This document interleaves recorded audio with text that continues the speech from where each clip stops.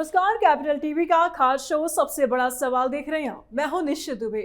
CM Suvendu अधिकारी action mode में नजर आ रहे हैं। ममता सरकार के समय हुए अपराध के आरोपियों की धरपकड़ शुरू हो गई है। टीएमसी के नेता और गुंडे दोनों अंडरग्राउंड हो गए हैं। शुभेंदु ने कहा कि एक भी अपराधी नहीं बचेंगे। बंगाल को अपराध मुक्त बनाना है। घुसपैठियों को डिटेक्ट, डिलीट और डिपोर्ट के तहत सबको बाहर का रास्ता दिखाया जाएगा। सबसे बड़ा सवाल है, शुभेंदु अब बंगाल में क्या एक्शन लेने वाले हैं? इस पर चर्चा के लिए हमारे साथ स्टूडियो मौजूद हैं कैपिटल टीवी के editor in chief doctor Manish Kumar. बहुत बहुत स्वागत सर आपका। धन्यवाद। क्या एक्शन लेंगे सर सीएम? एक्शन लेंगे नहीं, अब वो मुख्यमंत्री हैं तो सही सवाल कि क्या एक्शन ले रहे हैं वो। एक्शन ऑलरेडी शुरू हो गया। शपथ के 2 घंटे बाद ही मुर्शिदाबाद, जहां 76% मुस्लिम आबादी है, जहां टीएमसी की गुंडागर्दी बिल्कुल चरम पे थी, जहां से हिंदू भाग रहे थे अपनी जान बचाकर, बीच में हंगामा हुआ था, 2 मूर्तिकारों की हत्या की गई थी, वक्फ का मसला था, तो आपने देखा कि किस तरीके से वहां से एक्सोडस हुआ, हिंदुओं का भागना पड़ा। दूसरे जिले में जाकर के, गंगा नदी के उस पार मालदा में जाकर के लोगों ने अपनी जान बचाई थी। वहां एक एक करके चिन्हित किया गया है। सरकारी अमला भी एक्शन में आ गया है। साफ साफ कहा गया है कि सबसे पहले जितनी भी सरकारी जमीन जिसको जबरदस्ती मस्जिद के नाम पे, तो मदरसे के नाम पे, तो दरगाह के नाम पे, जिस तरह से यूपी में कब्जा हुआ था अखिलेश सरकार के दौरान, और योगी आदित्यनाथ ने आकर के जो बुलडोजर चलाना शुरू किया, वो बुलडोजर ऑलरेडी चलना शुरू हो चुका बंगाल में। मुर्शिदाबाद में इसका जो कहते हैं श्री गणेश किया गया। जानकारी यह है कि गाजियाबाद से जहां जेसीबी बनाई जाती है, 270 जेसीबी कलकत्ता के लिए रवाना हुई है। ट्रेन से लोग फोटो खींच रहे कि जेसीबी जा कहां रहा है, तस्वीरें सामने आई। यस, और ये इसलिए जा रहा है क्योंकि अभी सफाई कार्यक्रम शुरू होगा। कल जैसे ही शपथ लिया गया, शपथ के फौरन बाद डीजीपी और चीफ सेक्रेटरी से मुलाकात हुई नए मुख्यमंत्री शुभेंदु अधिकारी की। शुभेंदु अधिकारी इस मीटिंग में जाने से पहले ही जो बातें कही, आपने बताया कि किसी को छोड़ा नहीं जाएगा, एक एक गुंडे, माफिया, ये सिंडिकेट के लोगों को पकड़ा जाएगा, ये बचेंगे नहीं। कई सारे लोग, ये सिंडिकेट, ये टीएमसी के लोग, इन लोगों ने गुंडागर्दी करने की कोशिश की। ये जो पोस्ट पोल वायलेंस की जो खबरें आई, उसमें मालूम चल रहा है कि टीएमसी के लोग टीएमसी के दफ्तर को जला रहे थे। वो अचानक से भगवाधारी हो गए, भगवा अबीर लगा लिया, भगवा झंडा उठा लिया, बीजेपी का झंडा उठा लिया और लगे वही पुराना काम शुरू करने। लेकिन पुलिस ने एक एक को पकड़ा, खदेड़ खदेड़ के पीटा। तो रूल ऑफ लॉ, ये सबसे पहला काम। प्रधानमंत्री मोदी इस चीज को लेकर के जरा सा भी कोई कोताही नहीं करने वाले हैं। जहां उद्दंडता, जहां इलीगलिटी, वहां कार्रवाई। और यही अपेक्षा के साथ कि लोगों को जो घुटन हो रहा था, एक बड़ी कहानी जिस दिन हुआ उस दिन मैंने बताया, जिन लोगों ने नहीं देखा वीडियो में आपको फिर से बता रहा हूं।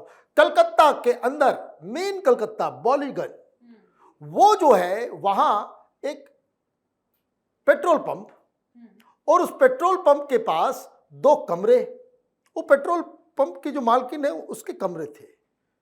जब टीएमसी की सरकार थी, ये लोग उसको कब्जा कर लिए और वहां शराब पीना, जुआ खेलना, लड़कियों को लाना, यही काम शुरू हो गया। रिजल्ट आया। रिजल्ट के बाद देखिए क्या एक्सपेक्टेशन है। तो पेट्रोल पंप की मालकिन ने उन कमरों को में जो ताला लगे हुए थे उसको तोड़ा, उसको बोला कि अब तो सरकार चली गई। तो जैसे ये हुआ, तो रात होते होते टीएमसी के वही लोग आ गए और उनके हाथ में बीजेपी का झंडा था, भगवा अबीर लगा करके। बोले कि अब तो हम लोग बीजेपी के हैं, ये ताला खोलो इसको यहां से। अच्छा, उस कमरे के आगे एक ट्रक लगा हुआ था, बोला ट्रक को हटाओ, ये करो वो करो। तो उस समय इन लोगों को लगा कि मायूस हो गए ये लोग। उनको लगा ये क्या, ये वामपंथी चले गए थे तब भी यही धंधा था, टीएमसी आ गई, वही लोग जो है वो टीएमसी बन करके वही धंधा, अब बीजेपी आ गई है तो वही लोग हैं, बस झंडा और रंग बदल गया है, बाकी काम वैसा ही होगा। लेकिन 10 मिनट में सारी चीजें बदल गई। पेट्रोल पंप की मालकिन के पास फोन आता है। उन्होंने कहा कि उन जो फोन था वो भारतीय जनता पार्टी के किसी लीगल सेल की तरफ से आया था। उन्होंने कहा कि मैं भारतीय जनता पार्टी के लीगल सेल से हूं, मेरा नाम चंदन कुमार है। हमने सुना कि आपके पेट्रोल पंप के ऊपर कुछ गड़बड़ियां हो रही है। बोले हाँ, वो कुछ लोग आ गए हैं। बोला आपको कुछ नहीं करने की आवश्यकता है, we just wanted to confirm कि ऐसा चीज हो रहा है या नहीं हो रहा है। हो रहा है, wait for 10 minutes, don't do anything. और वो पेट्रोल पंप की मालकिन, उसके आंखों में आंसू।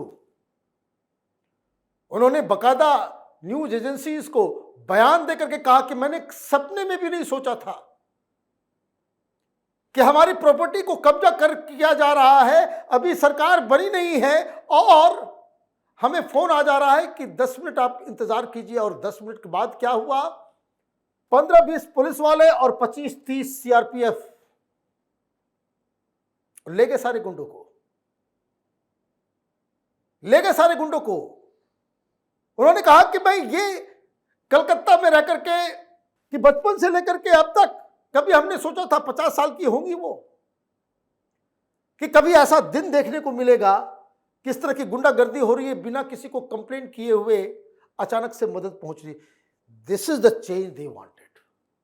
ये प्रधानमंत्री मोदी अमित शाह का वर्किंग स्टाइल है। नो नॉनसेंस, आप भारतीय जनता पार्टी के हैं तो आपको गुंडागर्दी का लाइसेंस नहीं दिया जाएगा। और जब यह घटना घटी उसके बाद भारतीय जनता पार्टी ने क्या किया, फौरन एक बकायदा पोस्टर बनाया गया।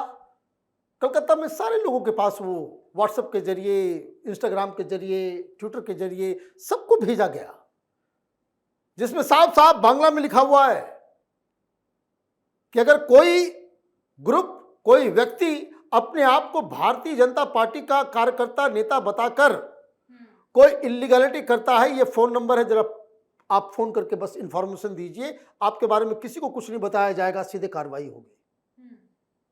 अब आप देखिए पुलिस का रवैया। जो पहला डिसीजन लिया गया है वो ये लिया गया है कि जितने भी नॉन बेलेबल वारंट के तहत जो अपराधी भागे हुए हैं उसको चिन्हित करो, पकड़ो, और भागे तो इनकाउंटर कर दो। आप देखिएगा इस तरह की खबरें आएगी, इसलिए मुख्यमंत्री जी ने साफ साफ कहा किसी को छोड़ा नहीं जाएगा।